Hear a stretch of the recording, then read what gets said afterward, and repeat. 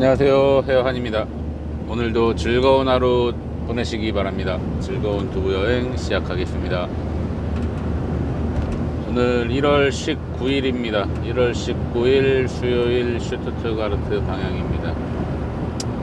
계획 없습니다. 날씨가 너무 맑습니다. 항상 촬영을 슈투트가르트 배송 마무리하고 바덴바덴 넘어가는 이 고속도로에서 촬영을 하는 것 같아요. 지금 가고 있는 이 8번 고속도로가 해가 제 뒤에 있거든요. 그렇기 때문에 다른 날보다 좀 화질이 좋아지는 것 같습니다. 등지고 찍는 거기 때문에 너무 맑아요.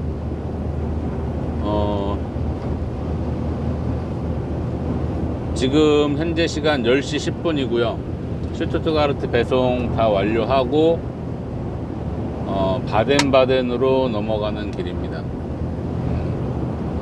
저번주 수요일날 여기 이 자리에서 2시간을 대기했죠. 교통사고가 나 있는 자리여가지고 2시간을 대기를 했습니다. 그래서 저번주에는 거의 실시간 방송을 하다시피 각 지역을 나올 때마다 방송을 켰습니다. 오늘은 그런 일이 없어야 되겠죠. 오늘은 별다른 거는 없어요. 사실 마나임까지 배송 다 완료하면 올라가는 길에 다름스타트라는 동네 들어가서 두 업장의 영업을 좀 할 계획입니다. 수요일날도 고정적인 거는 좋긴 하지만 지금 제 생각으로는 하이델베르그하고 다름스타트 쪽에 도매상들 한국분이 하는 도매 회사도 있고 다름스타트 쪽에는 중국분이 하시는 도매상이 좀 있거든요. 그래서 거기에 명함하고 두부를 좀 줄 계획이에요. 어찌됐건 영업을 하긴 해야죠. 최대한 빨리 끝나면 빨리 끝나는 대로 당분간은 집안일에 좀 치중을 하려고 하지만 그래도 올라가는 길에 한 20-30분 30분 정도는 할애를 해서 그렇게 영업을 해야 될 것 같아요. 수요일날 슈투가르트 방향에 그렇게 저조하지는 않지만 조금은 더 늘려야 되지 않을까라는 생각을 합니다. 지금 총 4지역이죠. 4지역에 배송을 다니고 있기는 한데 한 5-6지역 정도까지는 괜찮을 것 같아요. 그래서 영업을 할 계획이고요. 한 며칠 전에 있었던 일이거든요. 며칠 전에 있었던 일인데 저하고 저희 집사람은 몰랐어요. 사실 저희 아이가 학교에서 듣고 와서 저희한테 얘기를 해줬는데 독일에 메이저 은행이 몇 군데 있어요. 도이치 은행도 있고 제가 주로 거래하는 코메즈방크라는 거래처가 은행이 있어요. 코메즈방크라는 은행이 있는데 프랑크푸르트 어느 지점인지는 모르겠지만 프랑크푸르트 코메즈방크 어느 한 지점에 강도가 들었습니다. 한국에서는 어떻게 보면 상상을 할 수가 없죠. 은행 강도. 모든 동선을 다 CCTV로 확인을 하기 때문에 한국에서는 그 어느 하나도 사실 범죄를 저지르면 거의 잡힌다라고 봐야 될 무방할 정도로 CC 카메라가 많죠. 자동차에 블랙박스도 되고 모든 게 다 증거자료로 채택이 되기 때문에 가능한 거죠. 사실 한국도. 근데 이 독일에서는 개인정보라는 게 엄청 강화가 되어 있기 때문에 CCTV라든지 차량에 대한 블랙박스라든지 물론 있기는 있어요. 차량의 블랙박스가 불법은 아닙니다만 만약에 저 카메라가 나를 찍었다라고 해서 그 사람이 신고를 하면 상당한 난처한 일이 발생이 될 수도 있습니다. 그만큼 개인정보 유출이라는 게 사실 되게 심각한 문제거든요. 독일에서는 개인주의 성향이 너무 강하다 보니까 그러겠죠. 그러다 보니까는 이런 CCTV나 차량용 블랙박스가 증거로 전혀 될 수가 없어요. 그래서 뭐 도망가면 사실 잡을 길이 없거든요. 근데 며칠 전에 은행 강도가 들어서 4인조 은행 강도라고 합니다. 4인조 은행 강도인데 은행을 털고 도망을 나왔는데 2명이 잡혔어요.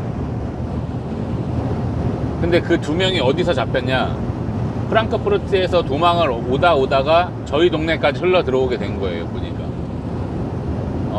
아이의 말에 의하면 프랑크푸르트에서 도망을 쳐서 오버호젤 쪽으로 도망을 왔는데 오버호젤 이쪽 시내에서 2명이 검거가 됐답니다.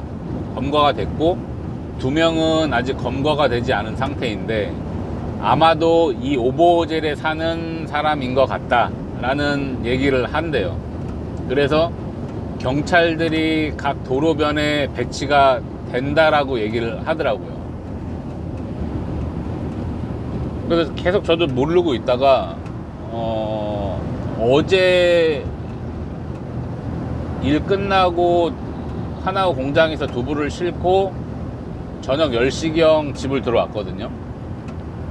고속도로를 내려와서 집 쪽으로 딱 틀었는데 경찰차가 2대가 딱 서가지고 차선을 하나를 막고 한 차선으로만 보내더라고요.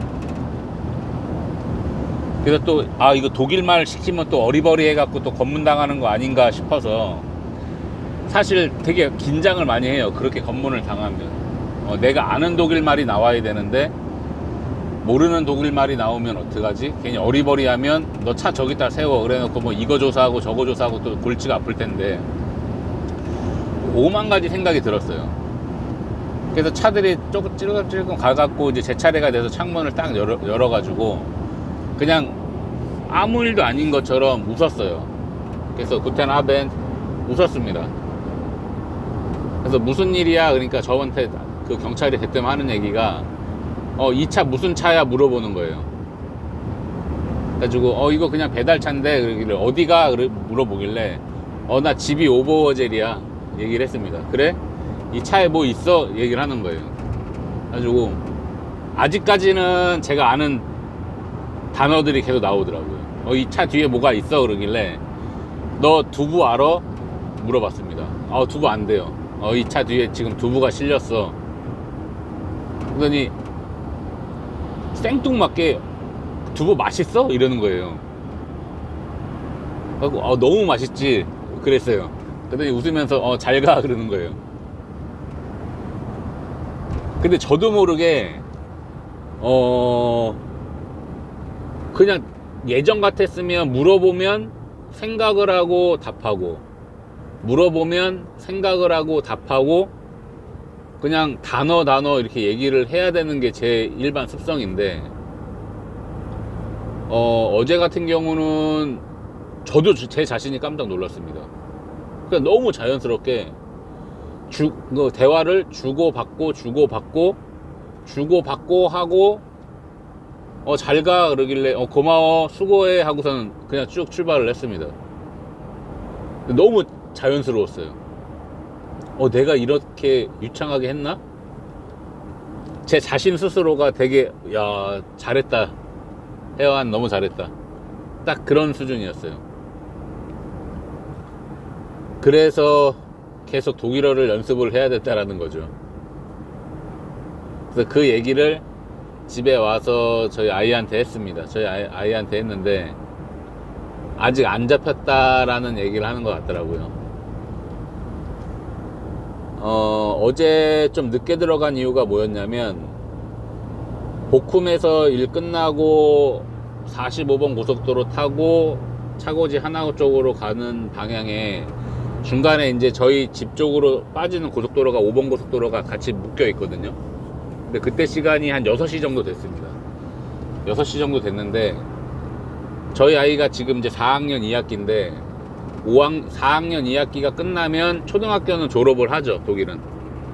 그래서 5학년부터 고등교육 과정인 김나지움으로 갈 것인지 중등 과정인 뭐 게잠트 슐레나 레알 슐레로 갈 것인지, 그거 이제 진로를 결정을 해야 되거든요.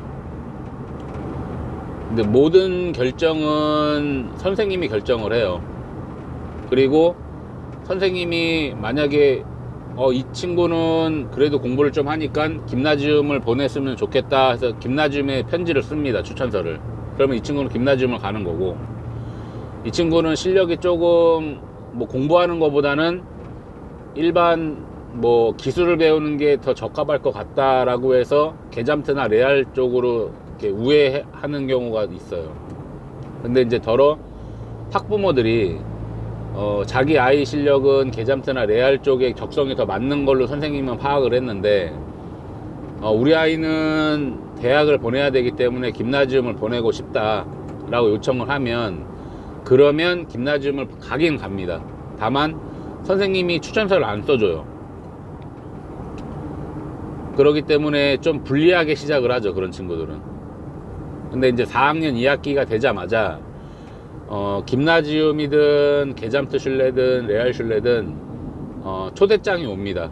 그래서 몇 월 며칠 몇 시에 우리 학교를 소개를 할 테니 신청을 하면 초대를 할 테니까 와서 얘기를 들어라.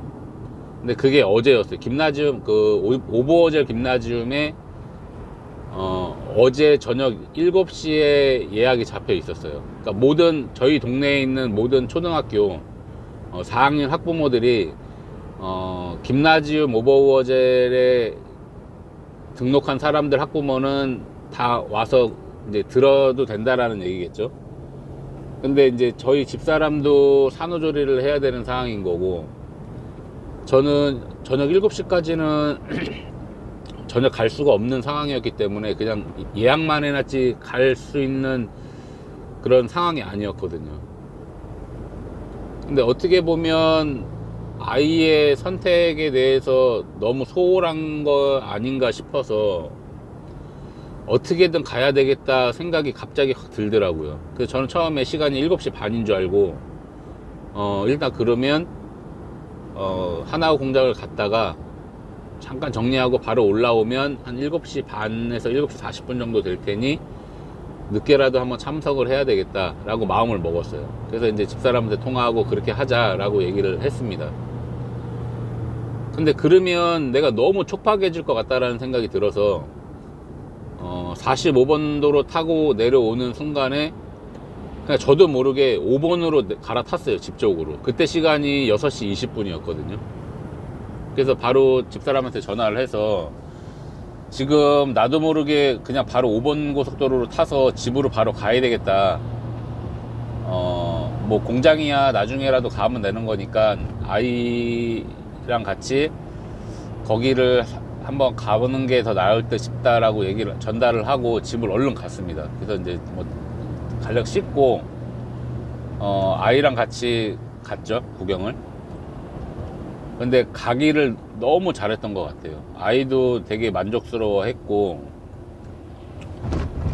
학교 시스템이라든지 이런 게 정말 체계적으로, 어차피 그 학교를 가면 그 학교에서 8년을 다녀야 되거든요. 5학년부터 12학년까지 다녀야 되는 상황이기 때문에 아이한테 너무 괜찮겠다라는 생각이 들었어요. 그리고 들어가기 전에 신청했던 사람의 이름을 확인을 하고 주소를 쓰고 그거를 다 체크를 하더라고요.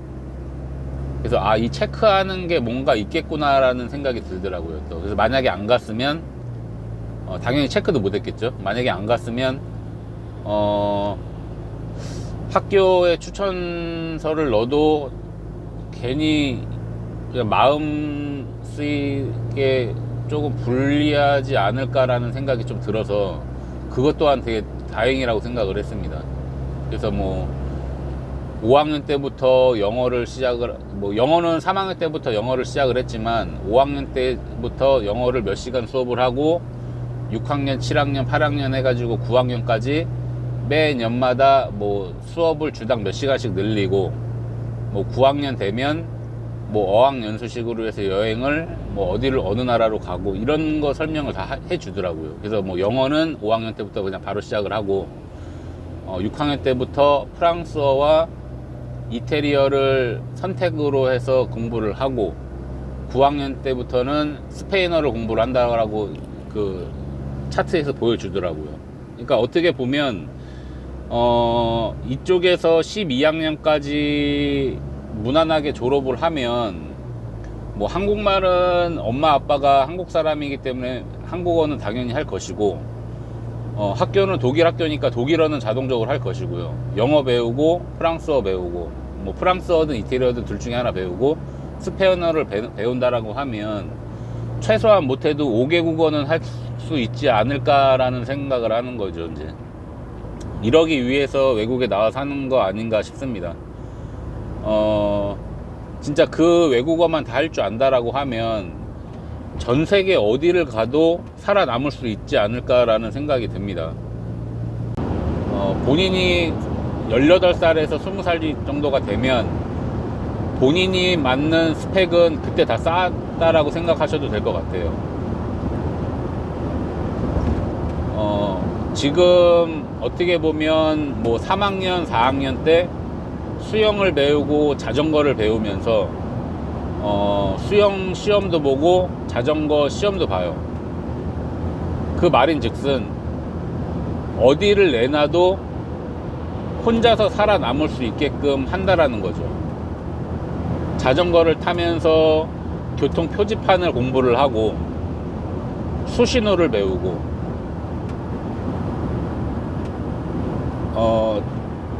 수영을 배우면서 자신의 생명을 지킬 줄 아는 그런 거를 3학년, 4학년 때 배운다라는 겁니다. 저희 아이가 4학년 1학기 근데 작년에 원래 수영을 3학년 때 배웠어야 되는데 코로나 때문에 수영장을 못 갔거든요. 그래서 4학년 들어와서 매주 월요일 날 수영 수업이 생겨서 매주 월요일 날 수영장을 다니고 있긴 한데 자기네 반에서 수영을 못하는 사람이 처음에는 3명이었대요. 4학년 1학기 때. 그 3명 중에 저희 아이가 1명이었거든요. 근데 매주 가서 연습을 하고 교육을 받고 뭐 저랑은 자주는 안 갔지만 그래도 가면 이렇게 해야 된다 저렇게 해야 된다 알려주고 하다 보니까 요번에 방학 되기 전에 해마라는 자격증을 땄어요. 그러니까 해마라는 자격증은 뭐냐면 50m를 수영을 할 줄 알면 해마라는 자격증을 줘요. 그래서 수영복에다가 해마를 붙입니다.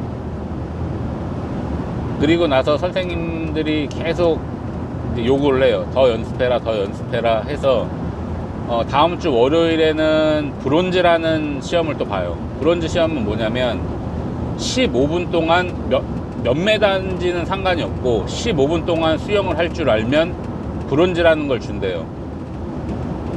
근데 지금 자기 반에서 수영을 못하는 인원이 3명이었고 나머지는 다 수영을 할 줄 아는 친구들이었는데 다 19명인가 그러거든요. 지금 저희 아이의 반 학생 수가 19명인데 16명은 수영을 할 줄 알았고 저희 아이 포함해서 3명은 수영을 못했는데 지금은 다 수영을 할 줄 알죠. 그래도 다 해마였다가 브론즈가 몇 명이 안 됐었나 보더라고요. 근데 요번에 브론즈 시험을 본다라고 하길래 제가 물어봤습니다. 자신 있느냐? 15분 하는 거는 자신이 있대요. 근데 단 한 가지, 다른 사람하고 부딪히지만 않으면 자신이 있답니다. 부딪히는 순간에 그냥 서버린대요, 자기가.